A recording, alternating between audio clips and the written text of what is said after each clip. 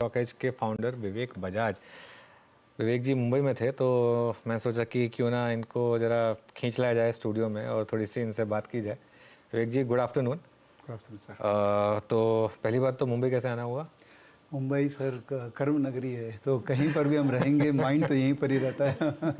बिल्कुल, मुंबई से शुरुआत की थी ना जी आपने? सर, मैंने पहला जॉब मेरा सेल्स एग्जीक्यूटिव था जेएम फाइनेंशियल में। हाँ। तो आई थॉट सीए करने के बाद सेल्स सीखना बहुत ज़रूरी है, तो मैंने यहीं से शुरुआत की थी। ओके, चलिए कुछ दो तीन मुद्दों पर सोचा आपसे बात की जाए, क्योंकि आप इतना बड़ा प्लेटफॉर्म हैंडल करते हैं और एक पल्स समझते हैं मार्केट की।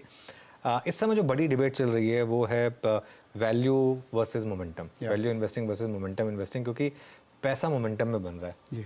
तो क्या यही कंटिन्यू करता रहेगा? एक मैं जस्ट एक आपको बात बताता हूँ कि ये मोमेंटम इन्वेस्टिंग साइंस जो है ना, ये 100 साल पुरानी साइंस है।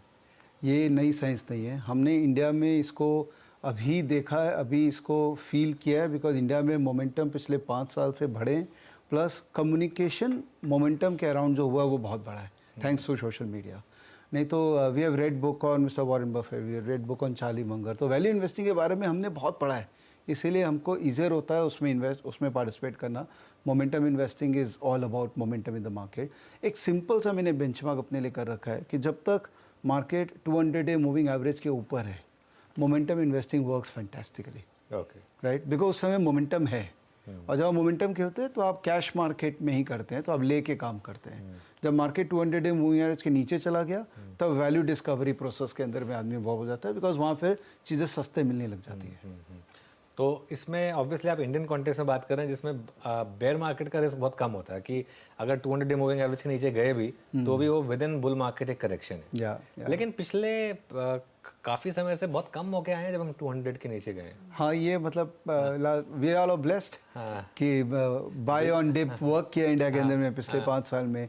बट जो मार्केट में 19 साल से हैं, जब मैं इतने साल से हूँ, हमने पहले वाले मार्केट में देखा था कई बार 200 डे मूविंग एवरेज नहीं। आप कह रहे हैं ब्लेस्ड है या फिर ये थोड़ा सा रिस्की भी है मामला कि टेस्ट ही नहीं होता 200 डे मूविंग एवरेज? हाँ, मतलब इतना इस तरह का अगर डेटा देखें पिछले 25-30 साल का इंडिया का डेटा देखें तो इतने टाइम तक 200 डे मूविंग एवरेज के ऊपर मार्केट नहीं रहा है। हाँ। तो अपने कई डेटा डिफाइन कर सकते हैं कि ये रिस्क जोन में जा चुका है मार्केट, बट बैकग्राउंड भी देखना पड़ेगा कि ये क्यों गया है, और उसमें थोड़े फंडामेंटल रीजंस को हमको देख के फिर जस्टिफाई करना पड़ेगा कि भाई ये गया है तो सही गया है और ये कुछ टाइम तक और जा सकता है। तो मैं हमेशा बोलता हूँ, let's not question the valuation, let's participate in whatever valuation market is giving. तो अगर मोमेंटम राइड करना है तो अभी करिए, it's a good time to ride. पर लेकिन द फैक्ट इज इस तरह के मोमेंटम मार्केट में specially for the retail investor risk भी उतना ज़्यादा बढ़ जाता है। और विवेक, मुझे याद है जब आप लोगों ने शुरुआत की थी 2-3 साल पहले, जब इस रैली की बस 2020 ऑनवर्ड्स जो मिलेनियल्स का पार्टिसिपेशन आया, जो लोग पहले मार्केट को देखते नहीं थे, उन्होंने मार्केट एक्सपीरियंस करना शुरू किया, उन्होंने उस तरह का रिस्क, उतनी वॉलेटिलिटी देखी नहीं है। तो उस तरह के निवेशकों को किस तरह का कॉशन रखना चाहिए, स्पेशली इन वैल्यूएशन पर और इस तरह के मोमेंटम पर? देखिए, एक मैं आपको बात बताता हूँ कि हर मार्केट कंडीशन में कोई ना कोई सेक्टर होगा जिसमें मोमेंटम अभी ओरिजिनेट हो रहा होगा। तो हम जब निफ्टी बैंक निफ्टी देखते हैं तो हमारा माइंड हमेशा बोलने लग जाता है ये महंगा हो गया, ये महंगा हो गया। बट आज भी कई ऐसे सेक्टर्स हैं जिसमें अभी एग्जांपल के रूप में केमिकल है, गिरे पड़े हैं, बहुत नेगेटिविटी है, लग रहा है कि यहाँ पर मून शॉट्स आ रहे हैं, लग रहा है मोमेंटम ओरिजिनेट हो रहा है। तो sector rotation is the most critical thing in momentum investing. हम निफ्टी बैंक निफ्टी को देख के कभी भी मोमेंटम इन्वेस्टिंग नहीं कर पाएंगे, हमारे अंदर बायसनेस आएगा, हमको महंगा दिखेगा, सस्ता दिखेगा, उसको अवॉइड करना चाहिए। And all the momentum investors like me, we don't look at Nifty bank Nifty at all.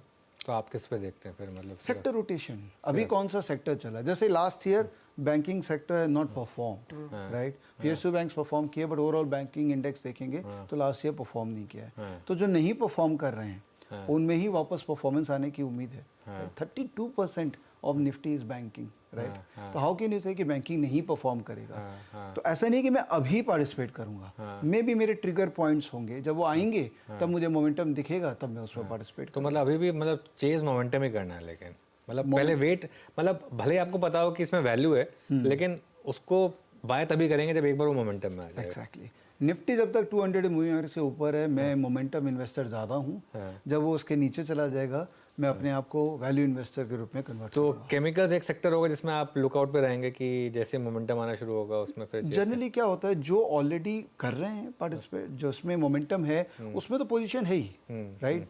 But जो सेक्टर में अभी गिरे पड़े हैं और मोमेंटम आ सकता है, वो ट्रिगर का वेट करेंगे। अगर उनमें ट्रिगर आ गया तो उनमें रिस्क रिवॉर्ड फेवरेबल है, कि जो ऑलरेडी चल रहे हैं। जैसे एग्जांपल है शिप बिल्डिंग, जो चल रहा है इतने दिनों से। आज अभी हम बात भी कर रहे थे एक मैनेजमेंट से। हाँ, तो शिप बिल्डिंग क्यों चल रहा है? बिकॉज एक गवर्नमेंट की पॉलिसीज़ के कारण, डिफेंस एक्सपेंस के कारण, और एक्सपोर्ट भी अब हो रहा है, तो वो सब के कारण एक नैरेटिव बना, जिसके कारण वो सेक्टर में इंटरेस्ट आ गया, राइट।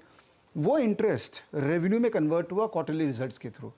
जब तक क्वार्टरली रिजल्ट्स में वो दिखता रहेगा, तब तक उसमें मोमेंटम रहेंगी। Why to question then? आज वैल्यूएशन हम क्वेश्चन कर सकते हैं कि यार गार्डन रीच शिप बिल्डर तो 10 का पी में पहले ट्रेड करता था, अभी तो ये इतना महंगा हो गया। महंगा तो आपको लग रहा है बिकॉज आप भाव से कंपेयर कर रहे हैं। आपने 200 रुपये का देखा है गार्डन रीच, आपको लग रहा है 1000 रुपये तो बहुत महंगा हो गया, 900 रुपये तो बहुत महंगा हो गया। बट अगर अर्निंग सपोर्ट कर जाएगी तो ये 900 रुपया 2000 क्यों नहीं हो सकता है? That is the philosophy of momentum investor, never question the valuation. Okay, तो रिसेंटली ये जो अब फिर से इंडेक्स अब लाइफ हाइज पर आ गया, और आज ऑफ कोर्स हमने देखा निफ्टी बैंक की तरफ से भी मूव आया है। किस सेक्टर में सबसे ज्यादा फिर मोमेंटम का को आप लोगों ने राइड किया है? कहाँ पर वो एक्चुअल अल्फा बना है? देखिए, सबसे ज़्यादा वेरी ऑनेस्टली फाइनेंशियल सर्विसेज ने बहुत इजी अपॉर्चुनिटी दिया हम सबको, क्योंकि हम लोग सबको ही उस इंडस्ट्री के पार्ट हैं। तो it was easier for us to identify stocks like CDSL, BSE, CAMS. और जब से जियो फाइनेंशियल का आगमन हुआ है, तब से हमको सबको पता है कि म्यूचुअल फंड इंडस्ट्री तो और भी बढ़ने वाली है। तो infrastructure provided of the providers of that industry, well not classical banks but ये पूरा स्टॉक मार्केट से रिलेटेड, स्टॉक मार्केट से रिलेटेड, करेक्ट। तो वो एक राइड हुआ है। उसके अलावा आई मीन कई ऐसे सेक्टर्स हैं जिनमें टेलविंड मिला है, पार्टिसिपेट किए हैं उसके अंदर में। But again I tell you, उसमें पार्टिसिपेशन कंटिन्यू तभी रखना है अगर अर्निंग सपोर्ट करे, नहीं तो निकल जाइए और दूसरे सेक्टर के अंदर में अपॉर्चुनिटीज है उसको ले लीजिए। Vivek, good afternoon. Virendra this side, Delhi studio से। आपने मोमेंटम इन्वेस्टिंग की बात करी, आपने अपने 200 डिमा एक्सपोनेंशियल एवरेज के कॉन्सेप्ट की बात करी। मैं आपसे एक और चीज़ पूछता हूँ, आपकी एग्जिट थ्योरी क्या है?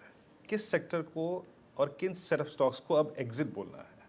फॉर इंस्टेंस कुछ काउंटर्स को, कुछ सेक्टर्स को हम एक सिक्लिकल मानते हैं, फॉर इंस्टेंस मेटल।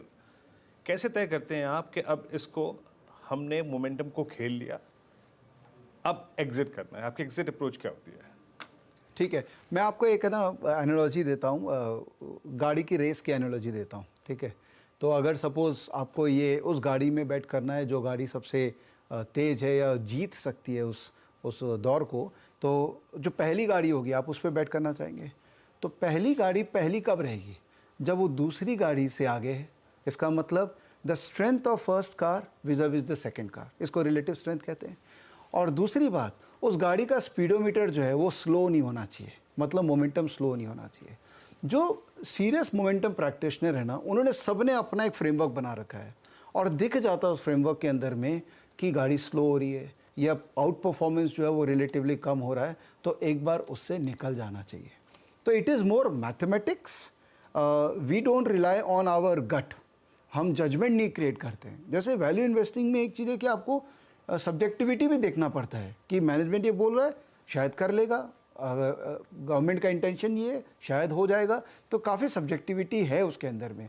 बट जब हम मोमेंटम इन्वेस्टिंग पर प्योर मैथ्स में उसको कन्वर्ट कर लिया कि रिलेटिव स्ट्रेंथ अगर स्ट्रांग है और मोमेंटम है स्टॉक में, तब तक राइड करो। जहाँ स्लो डाउन दिख रहा है वहाँ एक बार एग्जिट कर जाओ।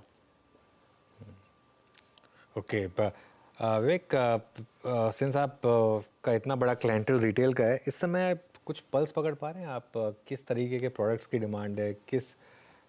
क्या रिटेल चाह रही है? क्या सिर्फ F&O चाहती है रिटेल, या फिर इन्वेस्टिंग में भी कुछ ज़्यादा मतलब ऑप्शंस मांग रहे हैं आपसे? नहीं, मुझे लगता है कि retail has become very mature. जो पुराना 5 साल या 10 साल पुराना रिटेल था ना, एक सेगमेंट ऑफ रिटेल है जो मैच्योर है, जो समझता है इस चीज़ को कि भाई मेरे पास इतना ही समय है हफ्ते में देने के लिए, तो वहाँ मैं ऑप्शन ट्रेडिंग करूँगा तो अपना हाथ जलाऊँगा। तो वो लोग डेफिनेटली इनोवेटिव इन्वेस्टमेंट प्रोडक्ट्स की सर्च कर रहे हैं और स्टॉक्स के अंदर में काफ़ी इंटरेस्ट है। नॉट कि स्पेकुलेट करना है लोगों को, बट एक ये जो बाय ऑन डिप इंडिया में वर्क किया है ना, उससे लोगों को बिजनेस समझना और सही बिजनेस में पार्टिसिपेट करने का एक हैबिट आ गया है। एक सेगमेंट ऑफ मार्केट पार्टिसिपेंट, मैं ये नहीं बोलूँगा कि सबको ही करने लग गए। ऑब्वियसली लार्जली पीपल तो एंटरटेनमेंट के लिए अभी पार्टिसिपेट कर रहे हैं, बट आई थिंक जो सीरियस लोग हैं वो काफ़ी सीरियस पीपल आर इंटरेस्टेड ना। हमारे जैसे प्रोडक्ट जो कि ब्रोकर प्रोडक्ट नहीं है, there are more value added services, तो उनमें इंटरेस्ट लोगों का काफ़ी आ गया है कि हमको एक न्यूट्रल वर्किंग, अपना खुद का वर्किंग के लिए कुछ करना है, तो पीपल आर इंटरेस्टेड। और मार्च की करेक्शन के बाद भी मतलब स्पेशली मिड कैप में काफ़ी ब्रूटल करेक्शन या थी, कोई ज़्यादा उसमें इम्पैक्ट नहीं आया आपके साथ? आई मीन जो कमज़ोर दिल वाले हैं उनके लिए तो डेफिनेटली इम्पैक्ट रहा है, specially the one who will लेकिन लिवरेज, बहुत जो एग्रेसिव लिवरेज कर रहे थे उनको मार पड़ी है, but they will not go back. I have a feeling they will still be there in the market, फिर ट्राई करेंगे क्योंकि दिख रहा है कि मार्केट में अपॉर्चुनिटी है, तो even though they have lost money they will come back with may be small capital and keep on trying in this market. चलिए विवेक, बहुत बहुत शुक्रिया आज हमारे साथ जुड़ने के लिए, और आपको ऑल द बेस्ट आपकी ट्रैवल के लिए मुंबई में। Have a good stay in Mumbai. Thank you, thank you. Okay.